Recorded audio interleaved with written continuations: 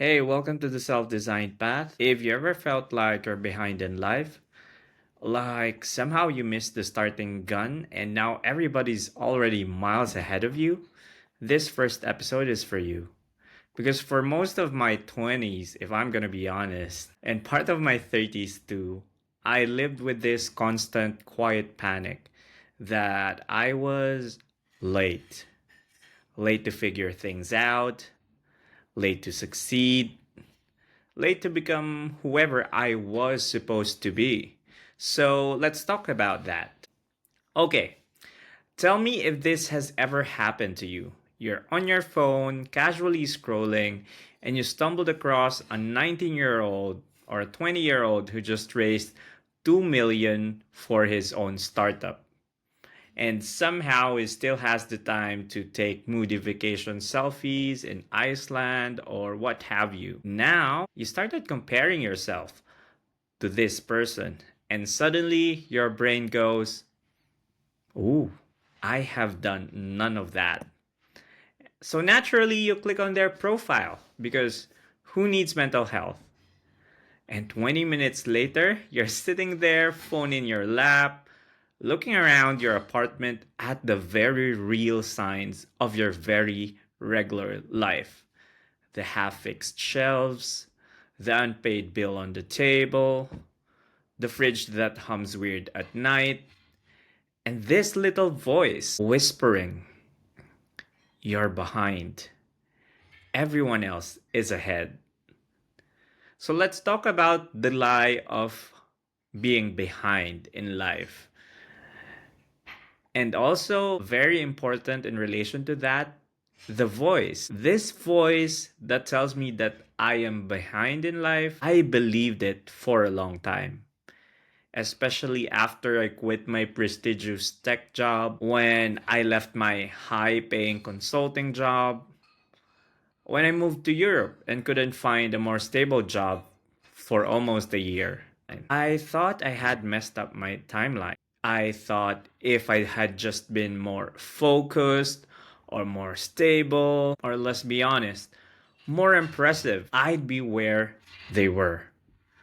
But here's what I finally realized after lots of therapy, journaling, long walks, and honestly, crying on public transportation. I realized I wasn't behind, I was just lost. And those two things aren't the same. So, what I realized is that feeling behind assumes there's a single race, one correct path. But that's the lie, right? There's no one size fits all for life, and there's no deadline for fulfillment. I realized I wasn't late to life. I had simply stepped off the default path. And when you're off road, of course, it looks like everyone else is ahead. They're still on the highway. But you are building your own path. It's slower, it's messier, but you know deep in your heart that it's yours. How does social media warps your comparison slots? There's this idea I've heard from this YouTuber called Struthless. Awesome guy, brilliant Australian artist.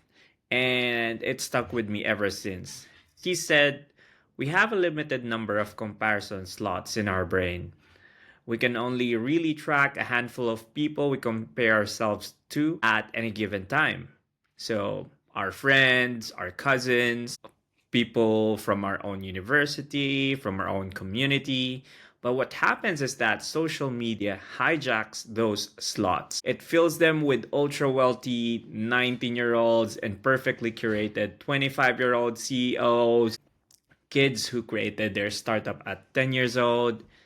And then, of course, we feel behind because our entire reference point has been rigged. We're not comparing ourselves to people, we're comparing ourselves to highlight reels and brand deals. So these things that we see on social media, they're the highlight reels of these people. No wonder it feels like we're failing.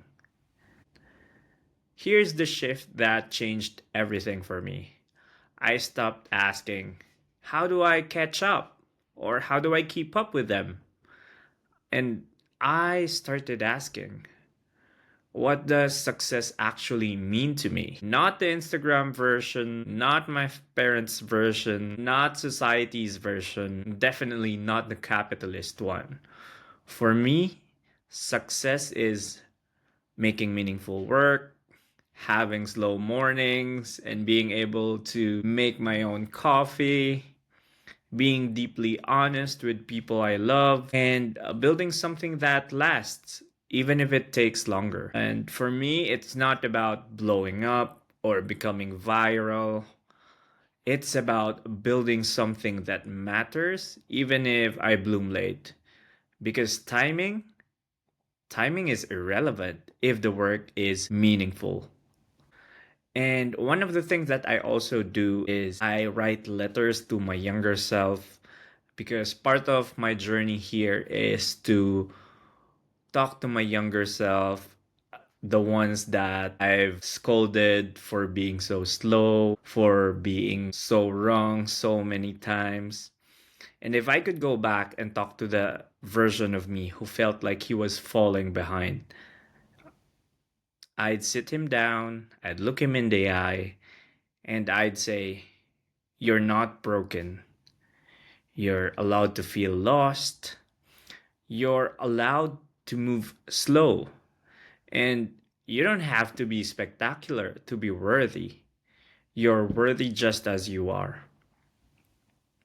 So here's a little invitation for you. If this hits home, take 5 minutes this week and write a letter to your behind self. You could start with, hey, I know it feels like you're late, but here's what I now know. Say whatever you need to say. Say it with love, and you might be surprised at what comes up. And I'm a firm believer of the power of journaling, and I've been doing it for more than 2 years now. So, this podcast is my trail of breadcrumbs. I don't know.